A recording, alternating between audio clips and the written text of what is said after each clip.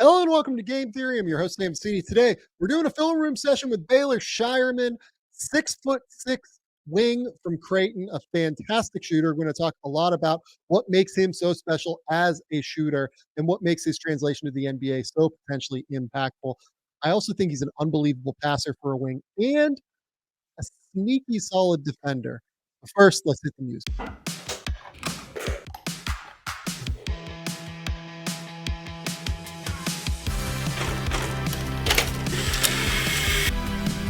They do have a timeout. Decide not to use it. Way downtown. Bang! Bang! What's this gonna be? Wow! Are you kidding me? Hello and welcome to the Game Theory Podcast. I'm your host, Sam Vecenie. Step and smoke. But if you watch the tape, what you will see completely orchestrated this game. All right, Baylor, before we jump into talking about your tape specifically, I just kind of want to talk to you about, your pathway to get to where you have gotten to at this point, right? So for people who don't know, you grow up in Nebraska and you're just kind of like one of those dudes who's really good at everything sports wise, right? Like you were a great basketball player, you pitched in high school. And I think that like people have heard this a million times on broadcasts and everything, but you were an awesome quarterback, right? Yep. You threw 59 touchdowns in high school in a single season. How does one do that even, by the way? Like I didn't even, the high school I went, like when I was in high school, I don't know that my high school team threw the ball 59 times, period. Yeah, I mean, we just had that's kind of what was our strength was our wide receiver. I had great wide receivers, and then obviously my ability to throw the ball. That was kind of our strength, and obviously I had a great team. That's why those numbers were able to be accomplished. But it's actually crazy to think about because we played 13 games that year. We ended up winning the state championship, and I would say 11 of the 13 we didn't even play the whole game, and a lot of the games we only played till halftime, and then we were done because we were up so much. The championship game we only played like midway through the third quarter, and then we were done because we were up 49-7. So what's really crazy is I probably could have had close to probably like 85-90, honestly. Like if we would have just been running up the score and just played the whole game, like it could have been an unreal like number, but it was a lot of fun. That's amazing. So obviously ridiculous at football. What made you decide on basketball at the end of the day? Yeah, well, I mean, basketball was kind of always just my that's where my passion really was. Obviously, I love to compete, and that's why football was so good to me, and I enjoyed it. But at the end of the day, basketball was always what I wanted to do, and what where I had big dreams and aspirations to do things in. So, and that was from a really young age. So.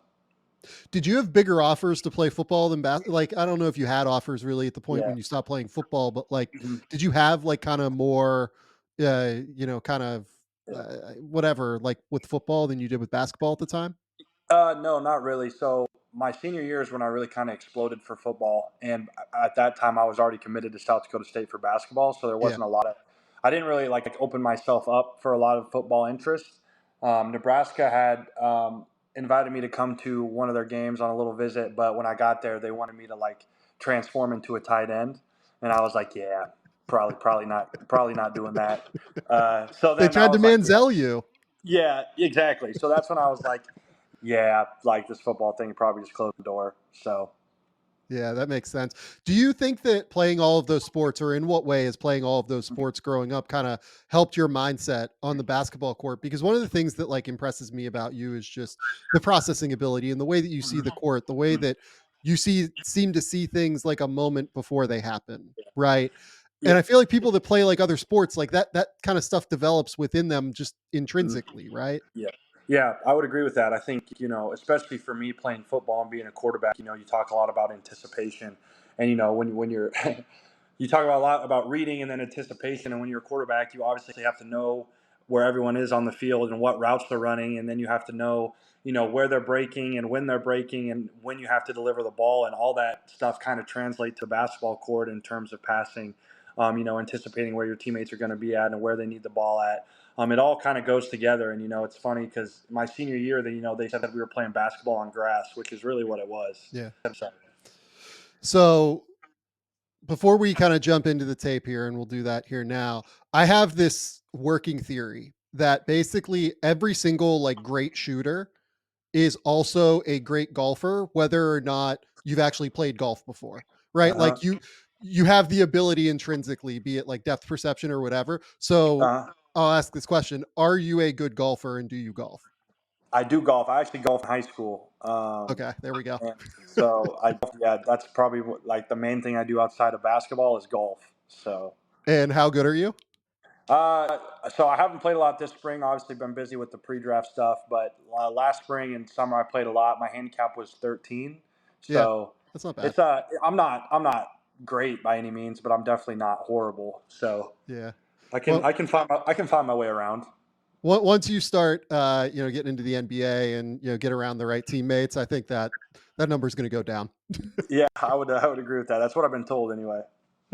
Okay, so let's jump into the tape, right? So Yep. the first place I want to start is the Creighton offense. I'm sure that when you transferred from South Dakota State, just you're from Nebraska, but B, their offense, I'm sure played a big role in you deciding to go there because all of the movement, all of the sets, it's just tailor made for exactly what you do. Yep. You're just kind of an all situation shooter, right? And you're much more than that, and we'll talk about that. But the biggest, skill set that I love that you bring is that shooting. And I kind of wanted to start with just like a couple of baseline out of bounds plays Yep. that showcase your ability to move without the ball, but also just that shooting ability off the move. I think it's like really, really special. I love your screening ability here, just this little like rub screen here. And then, you're going to have Ashworth set this little screen into a, Yep. Kalkbrenner screen coming around. It's so just like intricate and really sharp. And you're just making this like three going so far away from the rim. It's completely absurd, right? So just kind of Uh-huh. talk me through how you get into your shot and how you maintain that balance Uh-huh. throughout a shot whenever you're stopping and trying Mhm. to find that alignment. Yeah. Well, I mean, I think you just hit it right on the head. It's all about balance, and obviously, I've worked a ton on running off screens and shooting, and that's something I really worked on this past off season, but before this last year at Creighton. But it's all about balance and getting your body squared back up to the basket, whether that's before you take off or while you take off, and obviously, it takes a lot of repetition, and that's not an easy shot that I just made right there. But yeah, just rise up. Yeah, like I said, that one I kind of turned in the air more than before the shot But even just because like it's the wrong yeah, footedness too, right? Like, yeah, most guys that are lefties, you want the left foot in front. It's that yeah, ability for you to get it from different footworks, right? hmm How do you yeah, work on being able to get, into your shot and get realigned in midair hmm from different footworks or just aligning yourself on the ground? yeah. Well, I mean, it's all about repetition, honestly, and like we do a lot of stuff here with Mitch Ballack and Lucas Vargas about just like if it's like a bad pass or bad footwork, they work on throwing it to you at different times. So you have to work on, the different footwork because, like you said, in a game, it's not perfect reps every time. Like sometimes the pass is low or the Yeah. pass is high, or you get it when your feet aren't necessarily in the perfect position, and so you have to train your mind to be able to get there as quickly as possible, regardless of when you get the ball. And that's something that we work on a lot, and I work on a lot. Yeah, even this one here, you get your feet into a bit like more of a natural Yep. position here before you go, but it's still not exactly perfect. Like this is Yep. probably a more narrow base than what you Mhm. would prefer, I would Yep. imagine, right? Yep. Just Yep. given how close your feet are here. The other thing I wanted to ask you about is, you guys ran a ton of actions like screen the screener actions and different actions where you'd screen before getting into the shot.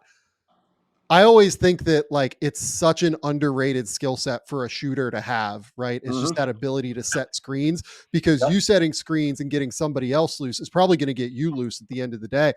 100%. How valuable do you think that is as a skill set for a shooter?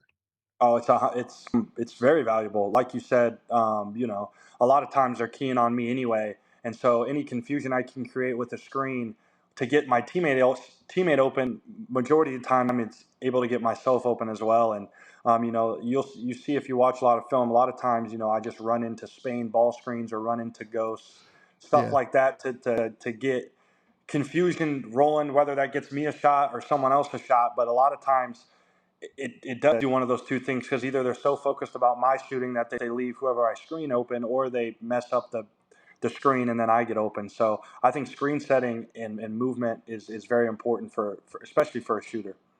Yeah, you better believe that I have a couple of clips of you running Spain actions because Yeah, it happens quite often for you yeah, guys, and it's a really important part of your offense, and it's a great immediately translatable thing, right? But here again, just like a movement shot. The funny thing about your shooting numbers this year is that if you go through, you hit 38.9% on catch and shoots total, right, hmm from three this year. Absurd like shot difficulty, like you are yeah, way above, like beyond like a 39% catch and shoot guy in natural situations, but exactly. you hit 40.6 off of screens, you hit 44 in transition, you hit 56.5% out of ball screens, so most of the time pull-ups, you hit 37.5 out of handoffs, and the ones that you made the least of were the standstill ones at Yeah, 35%, which are the yeah, easiest ones, right? yeah. How does that like, is it just like just natural flow of the game or whatever, and just small sample size, or like what is it? Yeah, yeah. I mean that's. I mean, I couldn't tell you. I'm not, when I'm playing, I'm not thinking about it. You know what I mean? I'm just Yeah. playing. So like, I didn't even know that number breakdown right there. That's kind of crazy that you say that. But that clip you just showed right there. That's a catch high, keep high. Yeah, Just catch it when I get it, and right up to the shot. And that's something that I feel like is very translatable to the next level. 100%. Those no dip threes, like everybody Yeah, wants to see those ones where look, you have a very, very slight dip here, but I love the way you put it, like catch high, keep high. Is this yeah. something like you kind of worked on the last like couple of years realistically to kind Yeah. of be able to get that shot off quicker? Specifically this past off season before this last year, that was a big emphasis, was the catch high. That's how I say it: catch high, keep high, be able to catch Yep. it and shoot it wherever you get it from. And like I said, I know that's definitely a very translatable skill in the NBA, being able to get shots off, especially from the 3-point line, at any time. So Yeah. No, I mean, this is a sick one. Like this is like textbook exactly how you'd want to see it. And let's get into this next one here. So you guys also ran like a ton of like little baseline actions, right? uh Where huh, your synergy with Kalkbrenner, both you passing to Kalkbrenner or Kalkbrenner screening for you in some way, you screening within actions with Ryan. It was just absolutely sick, right? So yep, this one here, Kalkbrenner is gonna come set this little screen here for Trey to come off, and then he's going to come down and set this baseline screen for you. yep, And I love the way that you differentiate your curls, your flares, however you're going about coming off of these screens, depending on the yep. way defenders play them. So, can you kind of explain to me, just go through here, when you're coming off of this action, what are you reading in this circumstance? Well, Because your man here, I think Justin Moore, just gets behind here. no, exactly. Well, part of it is the setup at the start. I kind of walk to the corner with my head down, like I'm not really doing anything in the play. If you look at it, like I'm just kind of looking away, looking at the student section, just walking, and then all of a sudden I take off. So obviously, yeah. So obviously I have a step on him right away, and so I know that like that's a pretty easy read. Like you just come off, like it doesn't matter what he does. Like he's so far behind there that like I'm gonna get an open shot regardless. To be honest, in this one. Yeah, unfortunately, he's also looking at the student section there, Yeah, yeah. when he's got to be engaged with you. In the way that you curl off of this, right? So, Mhm. what makes you decide to curl? Because a lot of these ones that I watched, like a lot of time you'd come off pretty flat as well, right? Yeah, yeah. So I mean, I knew he was chasing. So I didn't want to completely curl, but I knew a slight curl would be the best opportunity to have the most space to end up getting the jumper off. Because if I would have just came straight off, he would have been able to contest it probably at a very higher level than he did there because of just a slight curl off the screen. So, this one now, where are you? You're deep Oh in the yeah, corner there, and you're going to get into a relocation shot, right? Like, this is yeah. another thing with NBA teams that you're looking at. Like, everybody So thinks yeah, that like shooting yeah, specialists are the key, right? Like just being able yeah, to catch and shoot.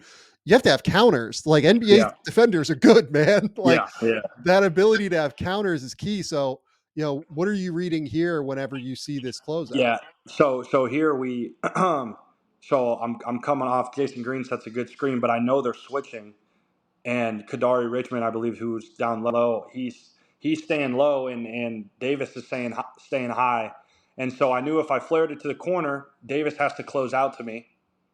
Yep. And it's a far closeout because he's on the wing.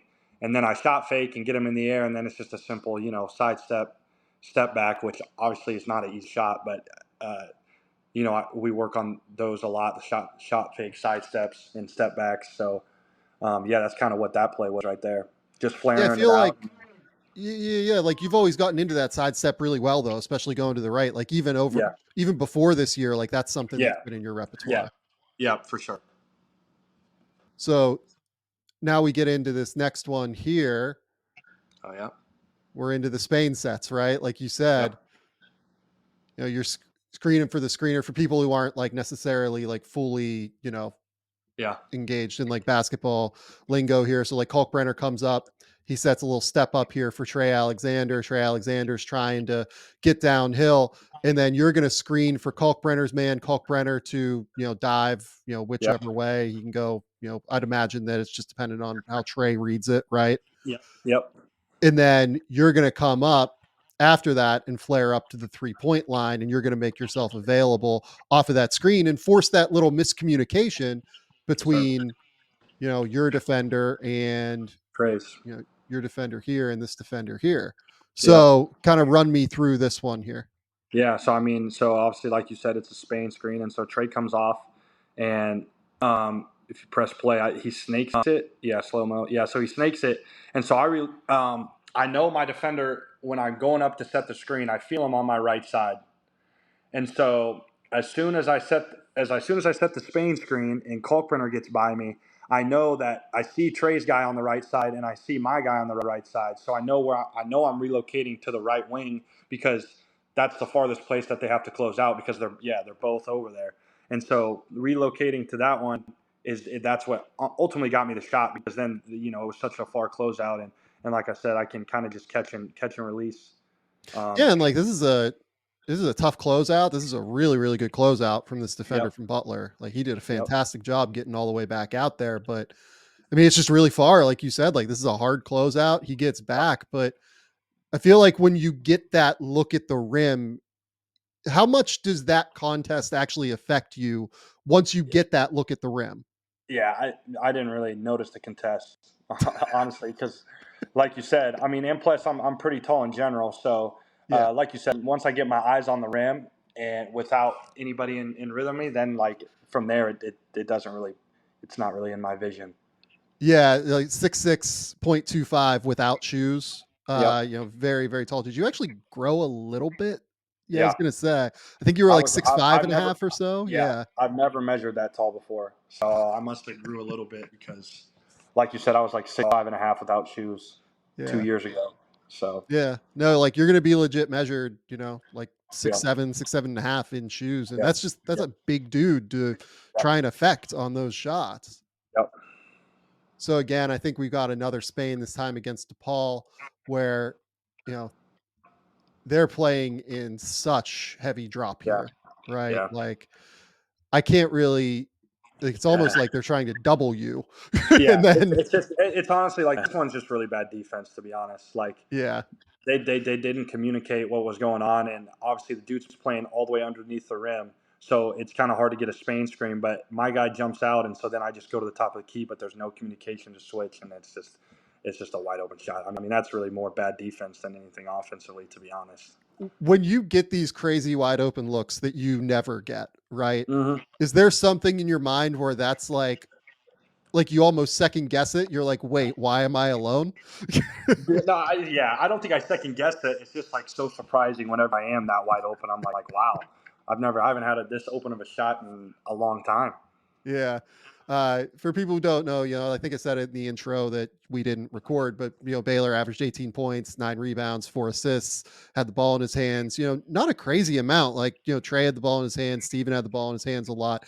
You were more of an off-ball player, and we'll talk about the passing and playmaking in a minute here. But I think we're going to get into now like some of the ability that you have as a driver, Yep, as much as anything. And what I love to see here is how you use the threat of that shot, right? You love yep, yep, the threat of your shot and then like get into the middle of the paint and then you make a decision, if you're going to go all the way, if you're going to use those pivots, if you're going to jump stop. Yep. So just kind of tell me what you're seeing here with this, Ben Gold Yeah. Yeah. I mean, closeout. yeah. I mean, they kind of mess up the communication, and he has a long closeout. And like you said, my shot making ability from three, and especially from like deep, allows me to have a lot of gravity towards me when I'm out there, and so that causes them to have to close out when I show the ball, and that just gives me the step I need to obviously make the play. And then once I get by them, you know.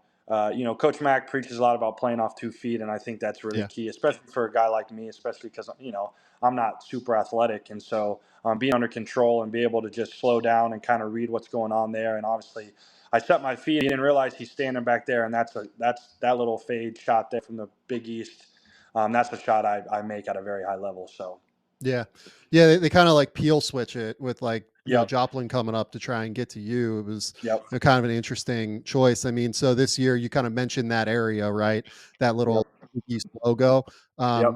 Pull-up jumpers this year, you were, over 45%, 40 to 45%. Floaters this year, right around 45%. Like, you can hit that shot at a level to where you're gonna be able to hurt defenses. Hmm. Uh Next one here, this is ball screens. I really like the way you operate in ball screens. I think that, like you said, you use that slow, I talked to Tyler Kolek yesterday, right? You know, Hmm. you use that slow step is what he calls it really, really Yep, well. That decel, force that guy onto your back and you engage, this big defender here and Folly Dante, who's just like an yep, enormous human. yeah. What are you seeing as you come off of this screen? Yeah. So I mean, I come off the screen, and we call it hostage. So I hostage him behind me, and kind of just slow playing it. And Kalkbrenner's rolling, and obviously Indante's huge. So like the flip up is hard to do on Indante, and so Kalkbrenner, I see him seal, but I kind of had already jump stopped, Yeah. and so I jump stopped, and then kind of just got to that little baby fadeaway, which at 6'7", and I shoot it pretty high release. It's kind of really hard to guard. Um, Especially with that fade too. Like yeah. the other thing that you do, a lot of that we've seen, in that last clip and in this one is that little Dirk leg, right? Yep. You use that leg to kind of create that little bit of separation. Is that something you've kind of added over the last couple of years? Because I feel like that's a more popular kind of thing right now. No, you should. If you go watch my South Dakota State film, that was a go-to shot for me at South Dakota State. Yep. Just getting in the paint and getting to that little baby fade with the Dirk leg. That's something that has been in my game for a long time. And the ball just softly goes through the rim. How do you even just go about improving just your general touch level, right?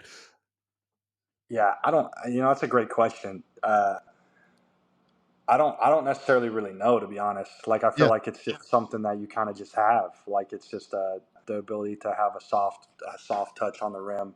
I had multiple threes this year that hit the rim and bounced in. Just I guess part of it probably is rotation, how the type of rotation you have on the ball. sure. But at the end of the day, I mean, I just feel like it's probably just something you have.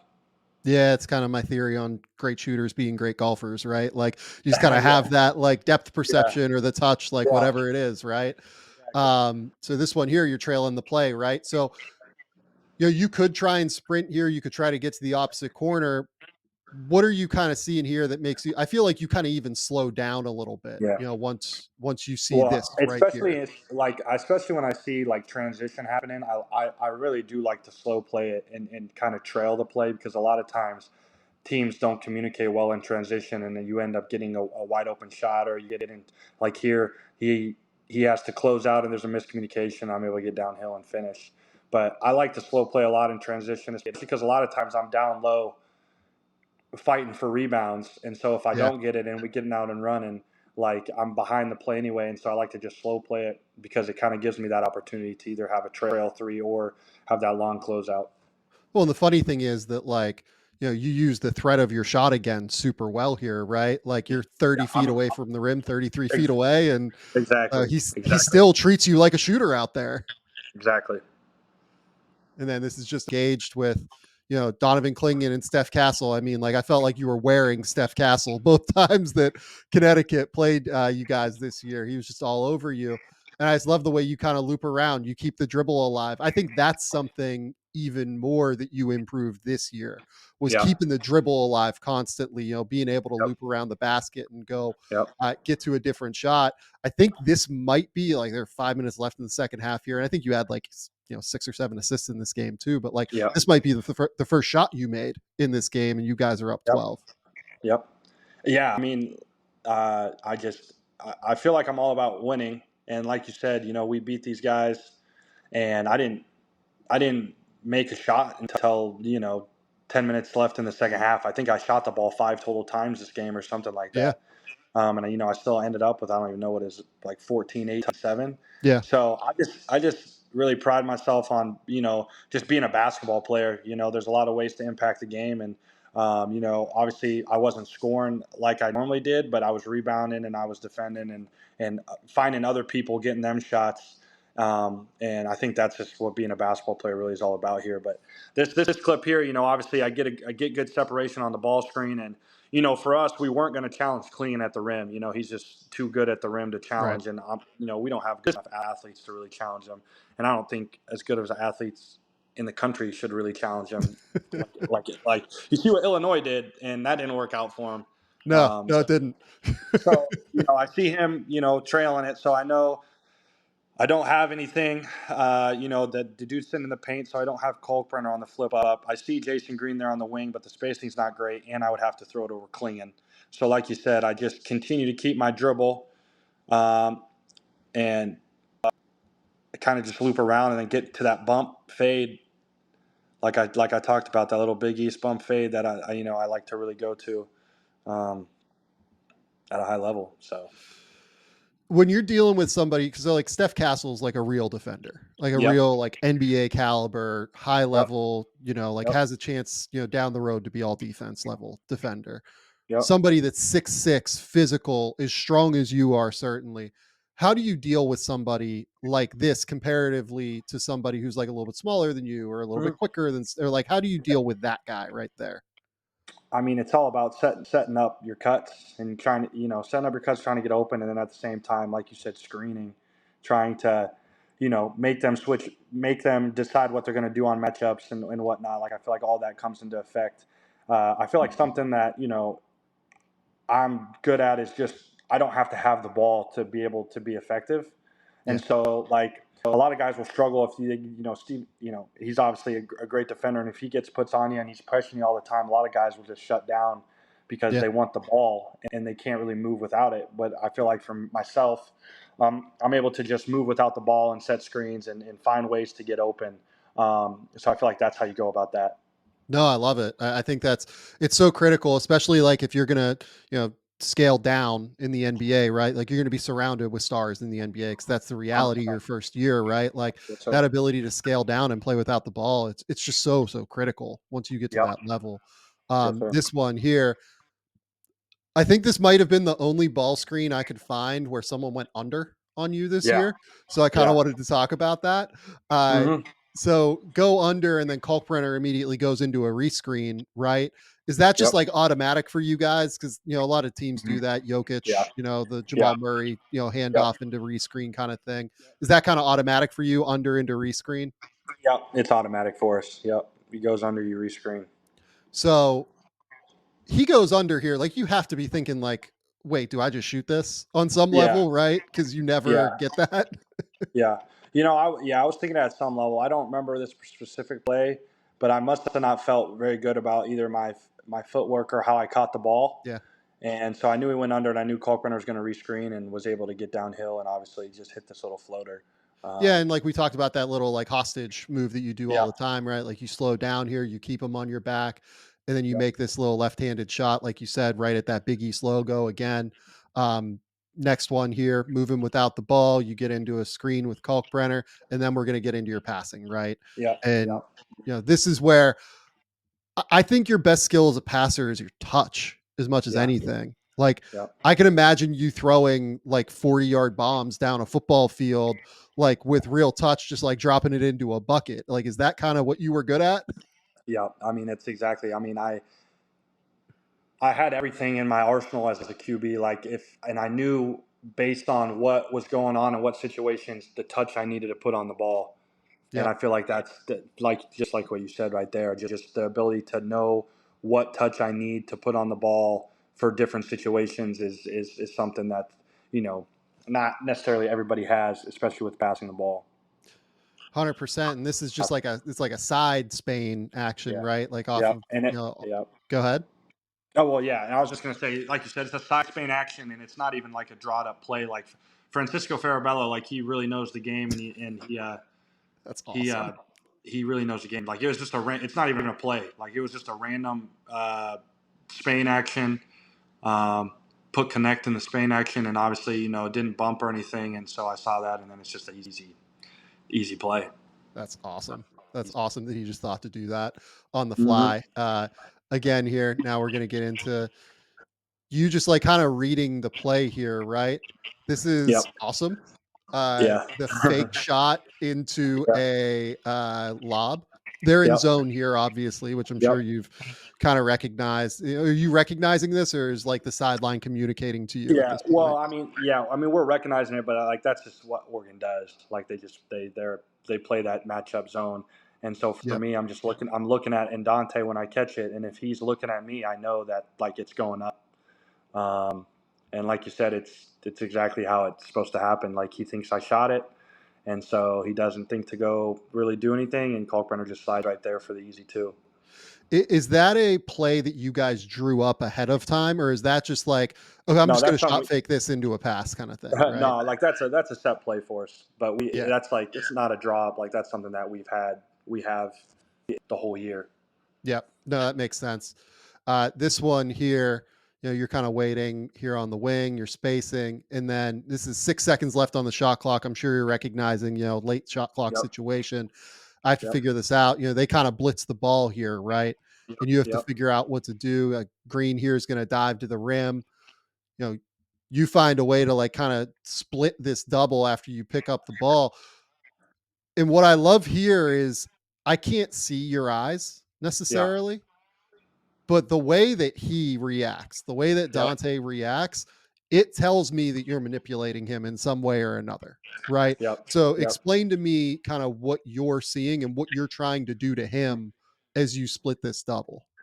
Yeah, well, I mean, I split the double, and I see that it's 2-on-1, and obviously I got Kalkbrenner on the other end, who I like his chances to score a lot better at the rim than Jason Green's, and so I know Dante's got to play too, and he's obviously a very highly athletic basketball player and anticipates well. So, like you said, you can't see my eyes here, but I'm looking straight at Jason Green as I throw that pass, and you can kind of tell by his reaction because he starts running towards Jason Green. But then I didn't just like throw it like on a line, like I put it up in the air a little bit, Yeah. so it could kind of just be right up by the rim. So there wasn't really a chance for Dante to just stick out his arm and get a touch on it. Yeah, no, I mean, it was a sick pass. It's an absolutely sick pass to be able to Yeah. move him like that. And this is the other one that like just completely, blew me away on some level. And this isn't even one that like, you're going to see, people are going to lose their minds about, but like this is, it almost looks like a panic play. This is not just like Uh, a, Belmont panic play, right? Yeah. No, no. I mean, this is just simple basketball. Like it's just like I don't know how else to describe it. It's just simple basketball. And Kalkbrenner does a great job of setting these flares. I mean, Yeah. they're so focused on the ball here, and Trey's kind of standing there, but I see what Kalkbrenner's doing as he's walking up there, and so then it's kind of like you say, go back to football. You just throw your receiver open, and so I just throw it over the top to the kind of the wing and just throw him open, and it's just a little easy touch pass for a wide open three. Yeah, like he had to me, I don't think he knew this is coming even at this point.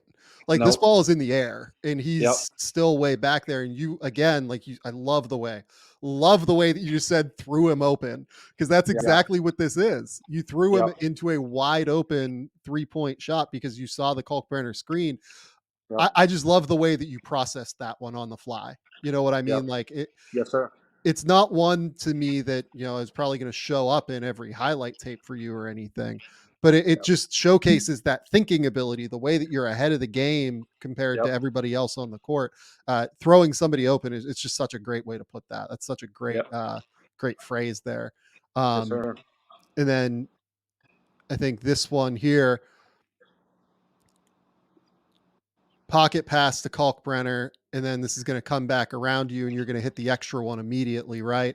Yep. So the one thing that like, I kind of mentioned your synergy with Kalkbrenner earlier. I feel like I didn't see you throw like a ton of these pocket passes. We just really didn't.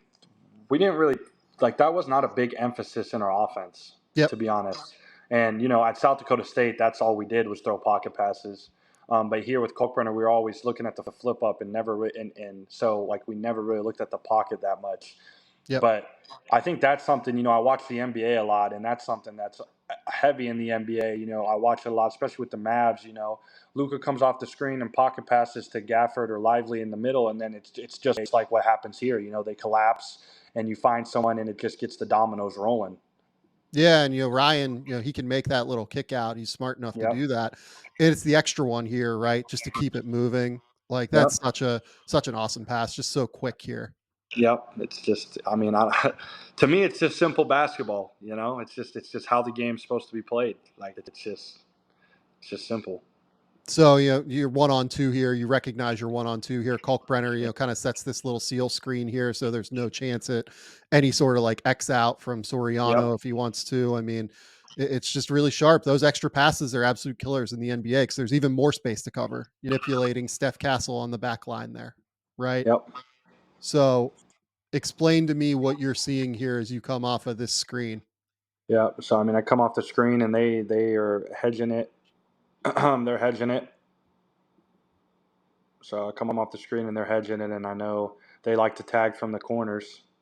Yep. And so Kalkbrenner dives and puts pressure on the rim because 35 is so far back. Like I said, you get two guys drawn to the ball, and it's really just a simple ball fake, and they have to respect it. And then it's just a quick fire to Farabello in the corner. It doesn't seem like a I don't know, a cool play, but it's just a simple basketball. You come off, ball fake, and pass, find the open guy. Yeah, it's an interesting choice here from Castle to like do the same side tag, right? And Mm-hmm. you'll see some teams same side tag, like you mentioned the Mavs. They Yep. were doing some of that earlier this year, and it was kind of driving me crazy a little bit, to be honest. But the same side tag here off of a guy that I don't know, like I wouldn't want him to shoot. No, like he didn't necessarily shoot it the best at Creighton, but at TCU he played 3 years and shot 40% all 3 years. So he's not no stiff out there shooting the ball. If anything, I would rather have, like, if it was me, I would rather have Jason Green shooting that three than Francisco Farabello. yeah, and But like you're the crazy making. thing is they both tag. You know what I mean? No, I know. Yeah, like that's why I'm So confused. Like yeah. you know, if I'm Connecticut here, what I'm preferring that you make this like crazy skip as well because Yep. it gives Yep. you all this Time time. to Like close. absolutely, Caravan can get back there, right? And then you can get some time for Samson Johnson to be able to get back, and you're actually in like a base defense at that point. Yep. For sure. So meanwhile, I'm like shitting on a top 5 defense in the country, right? Yeah. No. Exactly. They were so good. No, they were so good for sure. And you guys caught them, which was great. That was a fun game. That was the last No, time it they was. lost this year. So, and then this is the next part of your game I wanted to talk about. So, we kind of went through the passing, we went through the scoring, we went through the driving. It's just the grab and go, right? Like you averaged 9 rebounds this year. So, let's kind of just at the top here. This is a good rebound. You get a body on Adoro here. What are you reading off of the glass? Like, how have you become this awesome rebounder? I just kind of like the anticipation we talked about earlier, just anticipating where the ball is going to go and the bounce, and then just ultimately just going and get it. Like you said, when I was younger, I really liked to just go rebound because I knew that once I rebounded, like you said, I could just go. Like I don't have to look for an outlet or anything like that. I can just go, and I feel like my passing ability is something that's a little underrated. And so when I do get it, I can go, and I'm good at manipulating the defense in transition, making the right play. So. Yeah, like I think that this is a skill that just will translate. It was funny, like last year, I was kind of worried about Brandon Pajemski's rebounding Uh-huh. translating. Like, he was a guy that, averaged like 8 or 9 rebounds. I was like, a little bit smaller, not, certainly smaller than you, but he rebounded well this year. And I think that Yep. this is something that, like, if you just have this skill as a rebounder and you read the ball well off the glass, you're probably going to be able to make it work. And then, the transition from defense to offense, right? Like this one you pull. So tell me what you're reading here instead of, like you said, typically Uh, trying to pass, but this one they just, never pick you up, it feels like. Yeah, I was just. I mean, this was a little bit of a heat check. Honestly, I was in rhythm. I made my first three, and then I made a layup, I think, or something like that just before this, and then so I get the ball in transition, and he's backpedaling. He's not even picking me up, and I obviously feel very confident about my ability to shoot it from a long ways away, and so yeah, just let it fly. Yeah, what was that number I said in transition earlier? Yeah, you drilled 44% of your threes in transition this year, so Yeah, that's a good number. yeah, It's a solid decision to be able to just let it fly in transition. yeah, Again, here this one's not a grab and go, but this is a defensive clip, right? So yep, yep, you dig down on defense and you get this steal on Cam Jones, and then you're going defense to offense again, right? yep. So how important do you think that is? You mentioned trying to get defenses scrambling and everything. How Yep. great is it to be able to get those defenses scrambling and to be able to force that pressure to make them communicate? Yeah, I mean it's a big part of the game, and it's something that we emphasize a lot on our end is just defense or like defensive communications, especially in transition and early on in the possession. And when you can get defenses scrambling early on in the possession, normally good things happen for you. And like you said here, I just got a steal and was able to get out in transition and finish with the right hand.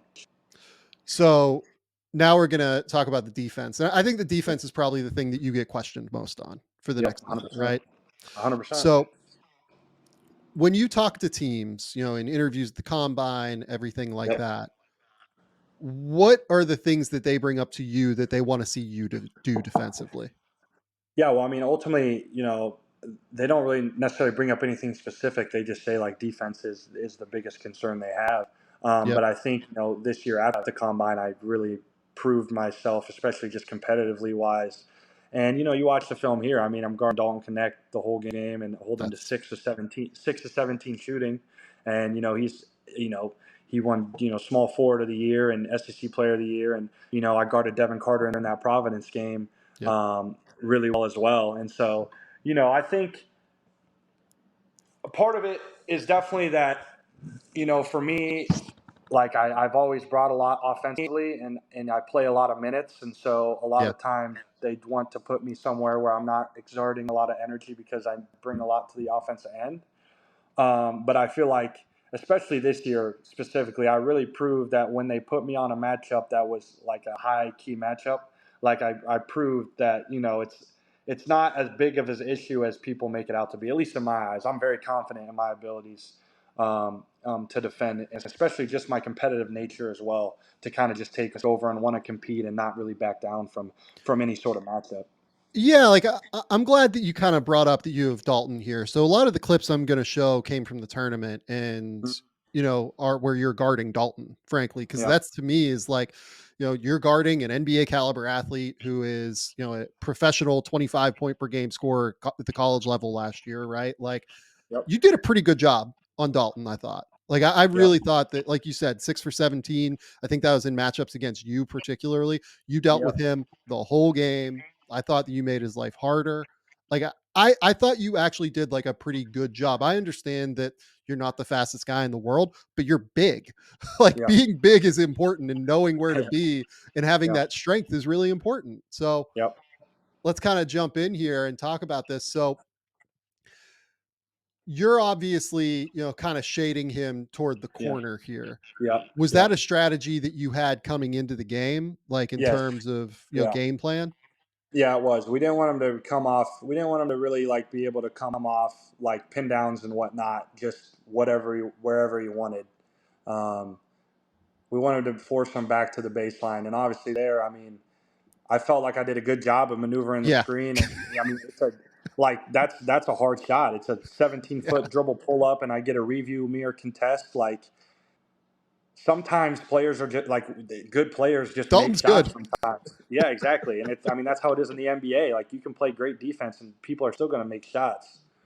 So, Like I mean, I'm right there, like before he even releases it. And and you have to navigate two bodies here, right? Like you have Yeah, to get yeah, through, this handoff, which you go under, and then you have to get yeah. up over the top. And like you said, you get this contest. Like that's about as good as you're going to do it. You Yeah, know what I mean? like, there's nothing really else I could really do there. So this one here, it's clear that you're icing here, right? Yep, Like you're trying to yep, force them down into Kalkbrenner. You're forcing yep, either a tough mid range or for him to mhm, be filtered to Ryan, who's one of the best yep, defenders in the country, right? yep, yep, The one thing that I think you do here is probably get a little bit high, right? yep. And Immediately. I didn't get connected. I Yeah. lost connectiveness with him as well. Yeah. Cause Estrella here does a really good job of, kind of switching this into a step up as opposed to like, Yep, your yep, typical empty side. He makes that quick adjustment. But I love how you fight back and then you get in front to get the rebound, right? Like, yeah, yep, you lose yep, connection, but you never quit because you knew that yep, this was, even more than your scoring in this game. yep. This was your biggest responsibility in this For game sure, at the end of the for day sure. was slowing him down and making things harder. This one here, again, just like middle ball screen. I thought it was interesting that you guys set up like this is a conscious choice for you to set Yeah. up on his left side. What was in the scout that made you decide to set up to where you wanted to force him middle basically? Um, I mean, it's kind of just what our defense. I mean, kind of is. I mean, unless he was like really far on that side, we were going to ice. But at this particular level, um, yeah, we wanted to force him to the middle, and obviously, I felt like this play here. I think I did a decent job of getting over the screen and getting back. Yeah. And now like this is tough. I mean, there's two bodies right there, and I know it's a tough shot. And then obviously, you know I feel like that's a pretty NBA look right there. I mean, you got a big Yeah. man in drop coverage, you get over and you're forcing him into him, and he contests, and then I go crack down and end up getting the rebound. Yeah, and like you see here, like you guys do a great job bumping the roller. Like Ashworth Yep, here does a great job getting onto a do. You're yep, like on the side. He's not really like hostage dribbling you or anything. Like you're just no, there affecting the yep, shot, right? And yep, you're yep, forcing him into Ryan to be able yep, to have this contest. I think this is like textbook to me. Like this yep, is yep. everything you want to see from you defensively. Like you're probably not going to be like a defensive stopper, but like make life No, hard. You know what I 100%, that's hundred it. Like, percent. and then you finish it out with this contested rebound with a center crashing into the lane to get this, Yep, rebound. And I think you do a good job competing and battling there. And then you're starting down the other way. Yeah, I was impressed with your defense. yep, Compared to what I was told. You know what I yep, mean? yeah, Compared yeah, to one what the hundred vibe percent. is supposed to be. Uh, this one here again, fight over the top.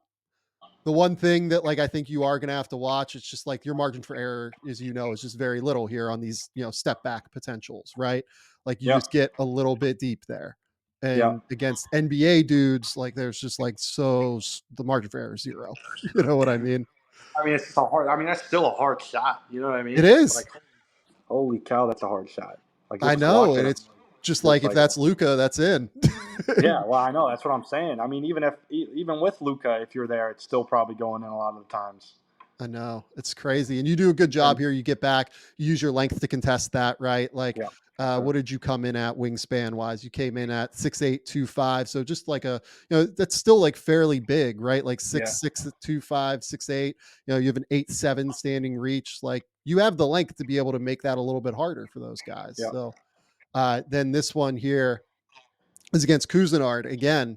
I think that you didn't start on Cousinard throughout the game, but then like yeah, when things got tough, late second half, overtime, switched on to Cousinard in this game.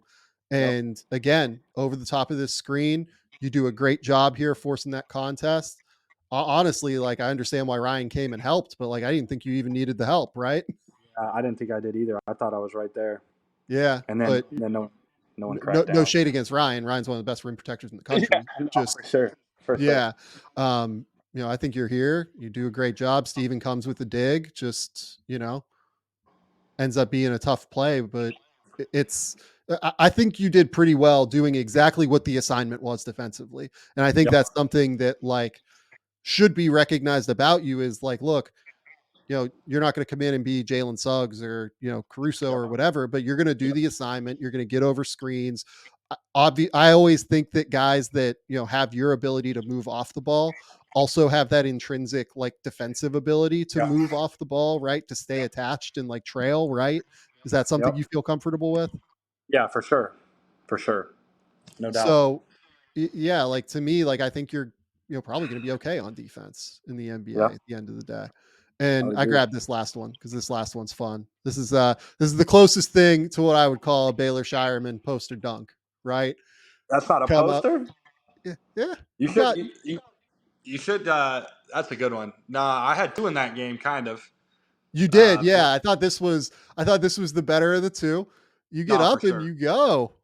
Yeah. I mean, I had another one at Xavier as well, and they didn't call a foul actually, which was unreal because I got smacked right in the face.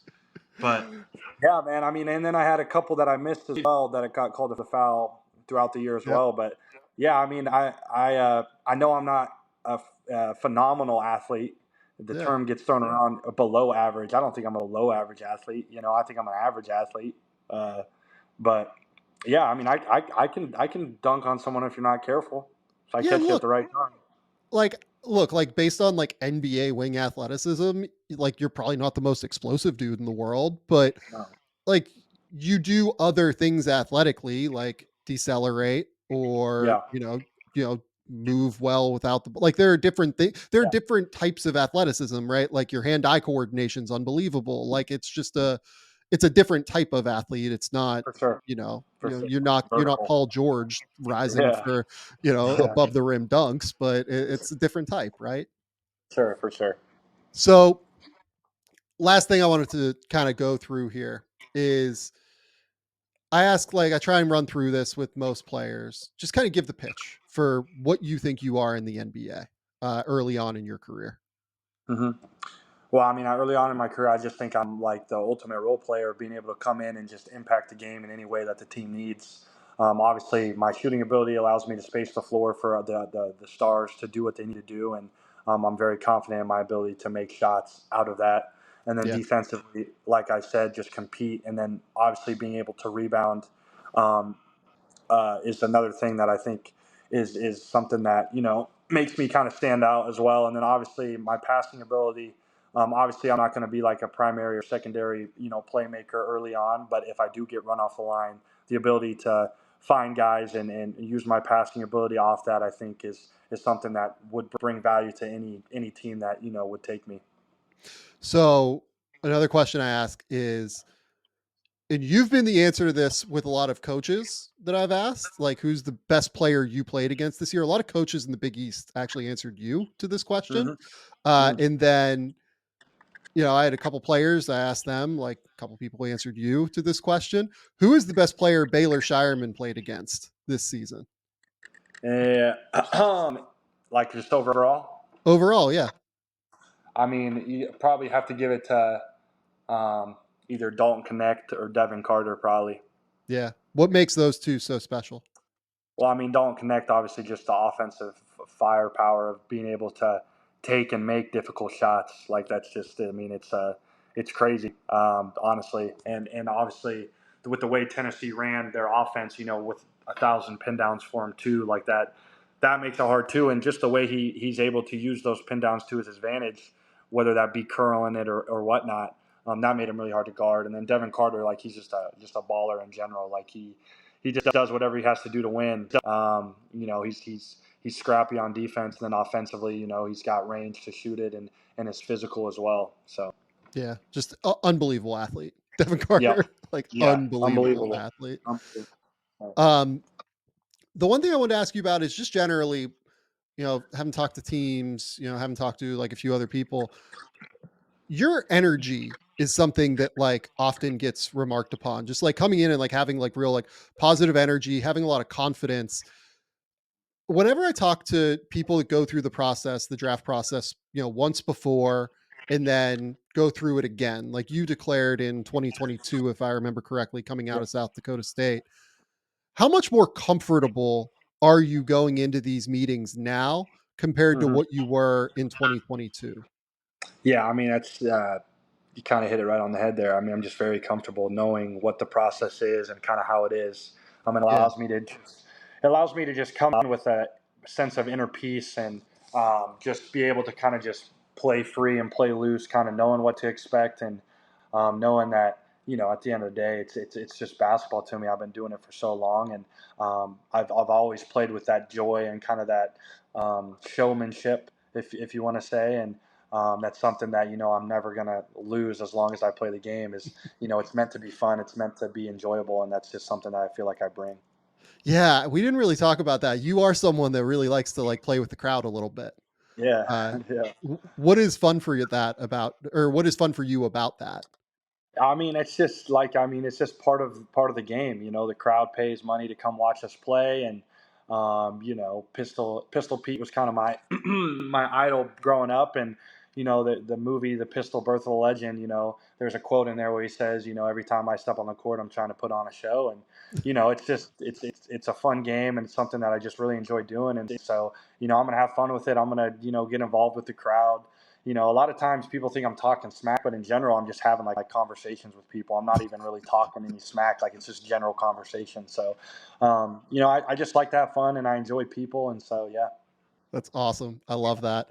If you were advising somebody going through the pre-draft process for the first time, now having gone Mhm. through it multiple times, how would you, what would be the piece of advice you would give them?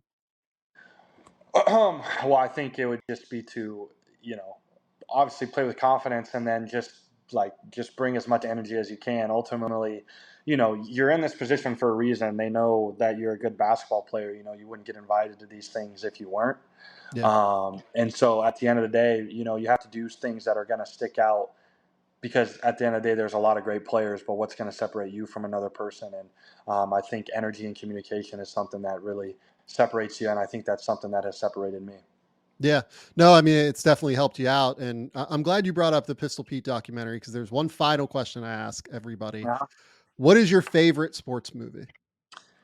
I mean, it's probably that one. I mean, it's got to be Really? Pistol Birth of a Legend. I mean, I've watched it so many times. I have it here with me in my room, and it's kind of how and when I started falling in love with the game of basketball at an early age, and so it always holds a special place in my heart. So That's awesome. I love that. Baylor Shireman, anything else you want to impart before you kind of get out of here, man?